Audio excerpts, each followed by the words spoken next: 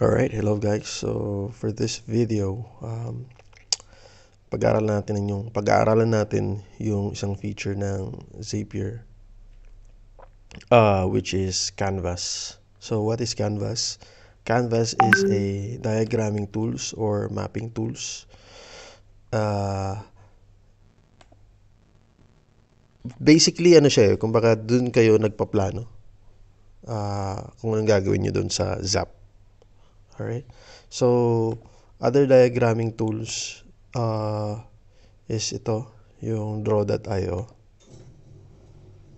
So, ayan. So, dyan maglalagay kayo, connect nyo, mga ganyan-ganyan. Meron ding FigJam, yan.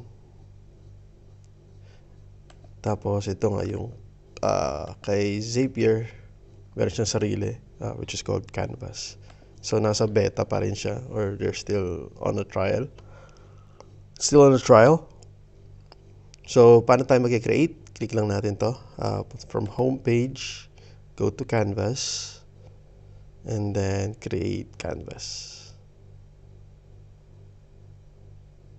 Ayan. So, ito yung default na bar. Pwede nyo tanggalin yan. Ayan. So, malinis na. So, dito muna tayo. Cursor. Select tool siya. Move. Pag mayroon ng mga zap dyan mamaya at gusto nyo sobrang dami na pwede nyo i-move. Tapos, ito yung connector tool. Kasi i-connect nyo yung mga zaps. Yan, default step. Ito yon yung kanina. Yan. Split path. Yung pag mga split decisions like yes or no, true or false. Text. Yan, pwede kayo maglagay ng text. Tapos, group. Kung meron kayong isang automation na pwede nyo i-group. Kunyari dito, lead, tracking, ganyan. Pwede nyo silang i-group. Yan o. Yan. Zaps. Of course, yung zap. Yan. Pwede kayong maglagay dyan. Change app. Pwede nyo ilagay yung form. Kunyari, form kayo. Trigger nyo is form. Pwede nyo type Google Forms. Yan. Tapos, yan, lalabas yun dyan. So, may mga involved. Kunyari, client or end user, ganyan.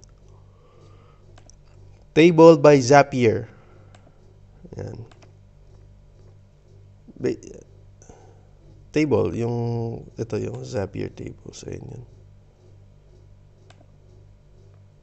Yan. Tapos, interface. Basically, ito yung mga default apps ni Zapier. Tapos, ito is chatbot. Yan. Mostly, yung gagamitin mo lang dito talaga ito Zap. Depende sa'yo kung gusto mo gamitin tong table, interface, tsaka chatbot. So, ayun. So, ngayon, gagawin natin is gagawa tayo ng magmamap tayo or gagawa tayo ng diagram about dito sa project na to. So, this is a technical assessment of automation sa isang local gym dito sa Oman. May friend kasi ako dito na manager sa isang local gym. And manually pa nilang ginagawa yung mga process. So, example, merong client or may isang Omani or let's just say tao, no? Yeah, tao na gustong na bumisita dun sa website nila or sa social media nila and nagkaroon ng interest. So, doon, pag chinat nila yung kunyari sa messenger at nagtanong, how can I sign up? Maglalabas ng form. Okay? Or magre-recommend ng form. Tapos, pagka-click nila dun sa link, dun sila magsa-sign up nung mga information nila. Okay? So, ang sabi dito, ang problem ng local gym is they want to streamline their lead intake and communication process. Currently, new member inquiries are received manually and staff must organize leads, check gender, and confirm membership agreements individually. Check gender kasi dito sa Middle East, may mga gym na for men, meron ding for women lang. Actually, yung for men, pwede ka rin makihalo ng women. Pero may mga women kasi na gusto, puro babae lang sila dun sa gym. Ay, lobat na ako. Let's energy save. Oh, 6%. So this process is slow and prone to errors. The gym needs an automated solution that can collect leads from a web form, identify the lead is male or female, store leads details in Google Sheet for tracking, send a WhatsApp notification to the staff group, sales or managers whenever a new lead is received. Once a lead is marked as confirmed in Google Sheets, automatically sends an agreement email to the customer. So, ayun yung gagawin natin. Alright, so let's go ahead and start. So, ang sabi doon, this process slow and prone to... So, the gym needs an automated solution that can collect leads from a web form. So, yun. So, trigger natin is a web form. So, Zap.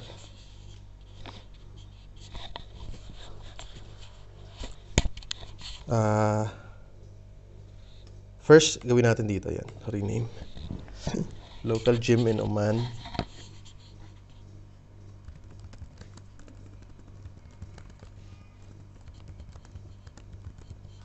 Yan. Tapos, change natin to. Yung Zap natin into a web form. So, let's just say Google form. Yan.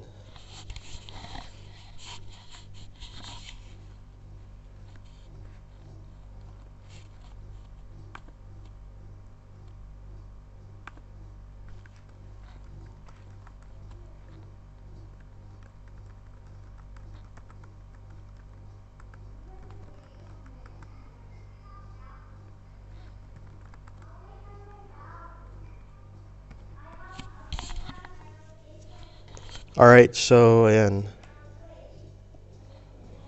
So ito yung trigger natin. It triggers when a lead submit a form.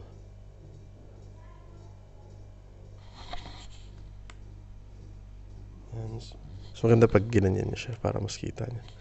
Tapos, sabi doon, identify if the lead is male or female.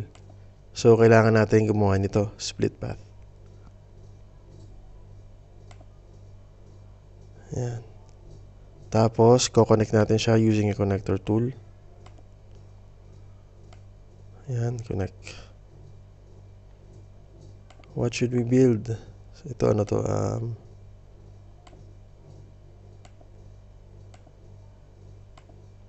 Ayan. Pwede kayo maglagay, ayan, Zap ulit.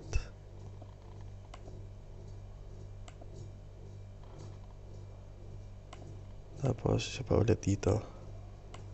Ito naman, ang gagawin natin dito is if it's a male or a female. Yan. Connect natin siya. Yan. Yun. Tapos, gawin natin siyang path. Ay, no. Filter. Yan. Filter by Zapier. Ito rin gawin nating filter.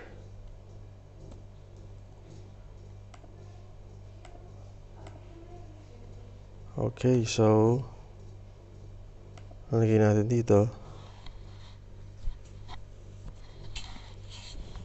Filters the user if it's a male.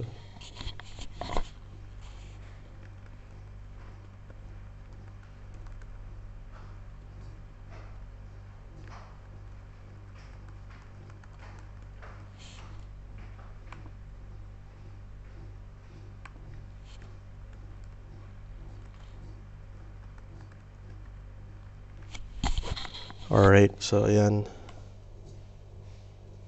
So next nun is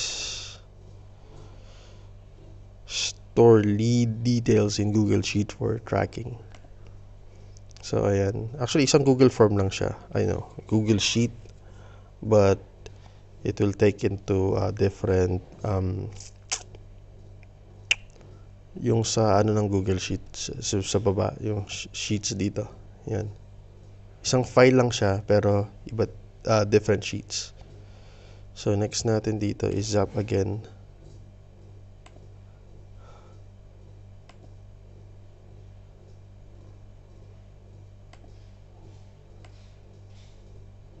So gawin na lang natin dalawa, no?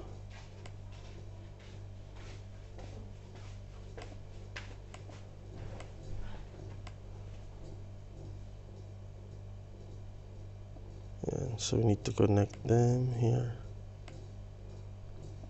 Yan. Sa database.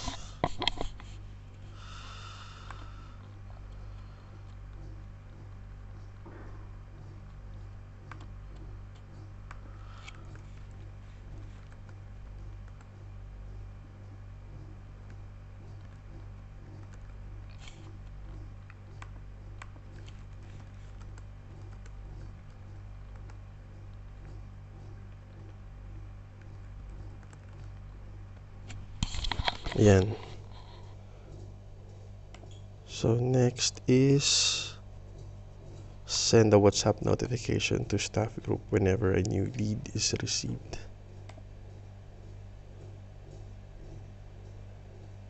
So yan, nalagay tayo dito.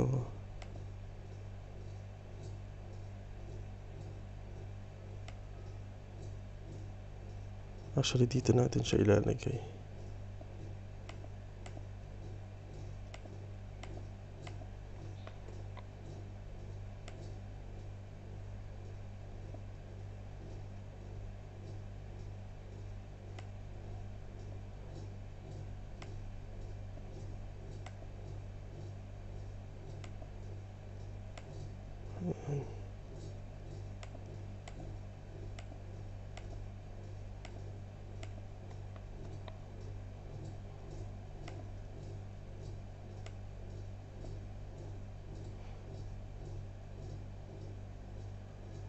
Oh no, mali, sorry. Tama yan kanina.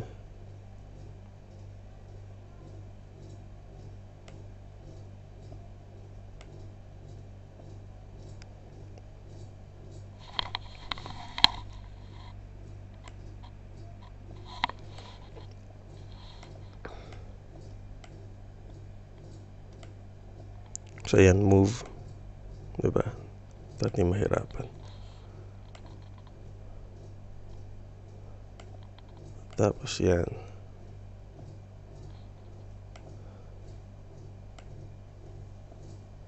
Connect natin to. Diyan. Tapos dito lalagay natin yung WhatsApp. WhatsApp notification. Yan. So ang sabi doon, to staff group whenever a new lead is received.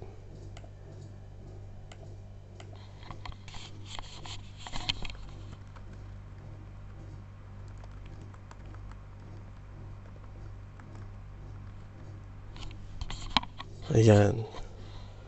After that, once a lead is marked as confirmed in Google Sheet, automatically sends an agreement email to customer. So ayan, so ang gagawin ko dyan is i-group ko to.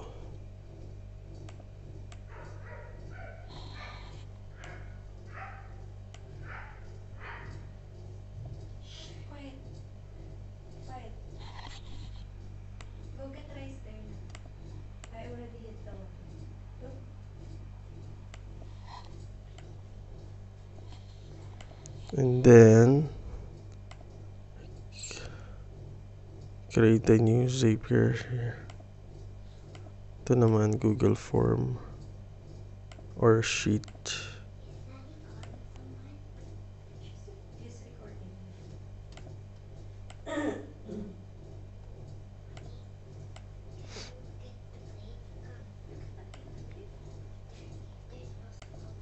And then, once confirmed, magsisend tayo ng email. So, Gmail. Doon kay lead. So, ito, Google Form. Updates dapat to. Once a specific cell dun sa isang column is updated, nagsisend siya ng trigger to send email. So, ayun.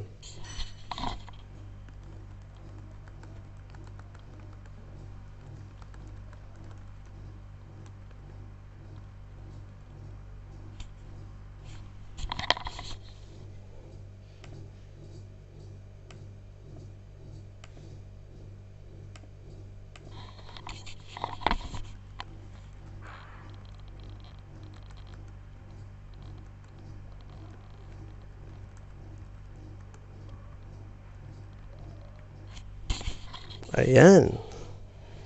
So, ito.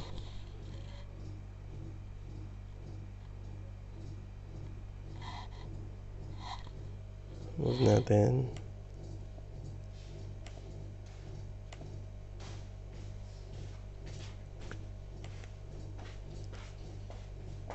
Ayan. So, pwede nyo i-rename yan guys dito. Tapos, pwede nyo rin i-connect to kasi like,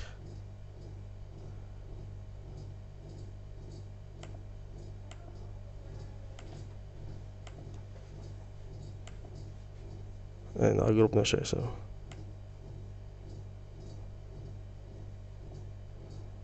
ayan. So, that's Canvas.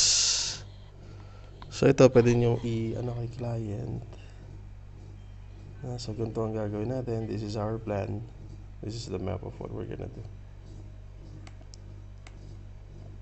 Ayan, ayan yung canvas. Ayan, so I think you can share it like this. So, may bayad siya. Ayan, thank you.